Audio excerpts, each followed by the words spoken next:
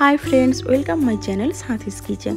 आज के बनाबो चिकेन 65। तो ये रेसिपिटा बानानोर जोन्नो जा जा लागছে आमादेर प्राय सबार रान्नाघरे एगुलो अवेलेबल। तो चलो देखे नी কিভাবে বানাচ্ছি আর কি কি লাগছে। ধুয়ে রাখা চিকেনটা পরিমাণ মতো লবণ দিয়ে 5 মিনিটের জন্য রেখে দেব। 5 মিনিট পর আমি এখানে 2 চামচ দই দিলাম,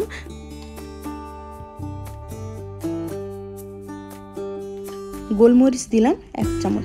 গোলমরিচটা একটু বেশি দিলেও কোনো অসুবিধা নেই, কারণ এর ফ্লেভারটা খুব ভালো লাগে চিকেনে। এরপর দিলাম কাশ্মীরি লাল লঙ্কার গুঁড়ো, আমি এখানে 2 চামচ দিলাম কালারের জন্য, কারণ আমি এখানে এক্সট্রা কোনো কালার ইউজ করব না, এটাতেই চিকেনের লাল লাল কালারটা চলে আসবে। এরপর আদা রসুন পেস্ট দিয়ে ভালো করে এটাকে ম্যারিনেট করে নেব। ভালো করে চিকেনগুলোকে মাখতে হবে যাতে প্রত্যেকটা চিকেনে মশলাগুলো খুব ভালোভাবে লেগে যায়। ম্যারিনেট করা হয়ে গেছে, আবারও চিকেনটাকে 5 মিনিটের জন্য রেখে দেবো। ততক্ষণ আমি এদিকে কাটাকুটিগুলো করে নিলাম। রসুনটাকে কেটে নেব, একদম ছোট ছোট কুচি কুচি করে কেটে নেব।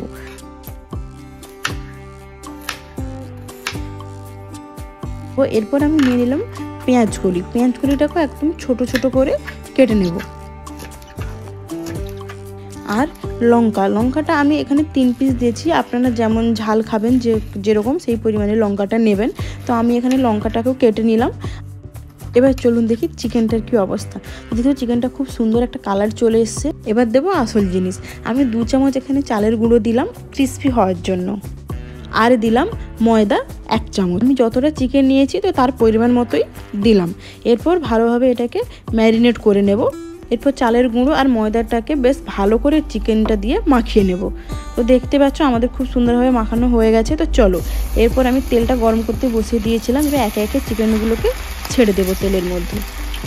আর হ্যাঁ, একটা কথা বলে রাখি, চিকেনটা তেলে ছেড়ে দেওয়ার পরে গ্যাসটা মিডিয়াম ফ্লেমে রেখে দেবেন, না হলে কি বলুন তো চিকেনের বাইরের কোটটা পুড়ে যাবে, কিন্তু চিকেনের ভেতরটা হবে না। মিডিয়াম ফ্লেমে চিকেনগুলো ভালোভাবে ভাজা হয়ে গেছে।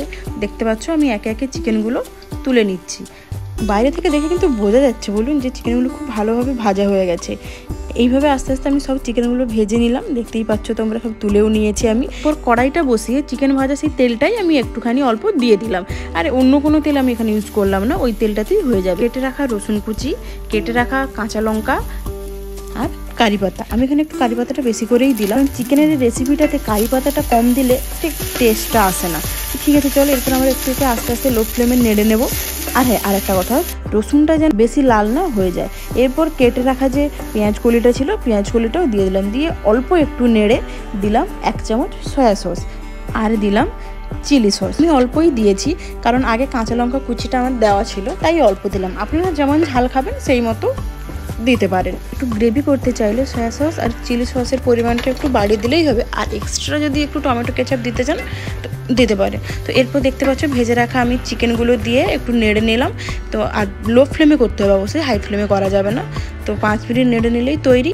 এরপর একটি প্লেটে তুলে নিন, প্লেটে তুলে নিয়ে সার্ভ করুন এই চিকেন 65 রেসিপিটা। দেখতে কিন্তু দুর্দান্ত লাগছে বলুন, শুধু দেখতে নয় খেতেও কিন্তু দুর্দান্ত। আপনারাও অবশ্যই ট্রাই করুন আর আমাকে কমেন্টে জানান কেমন হয়েছে। আর হ্যাঁ, সাবস্ক্রাইব করতে ভুলবেন না কিন্তু। Thank you.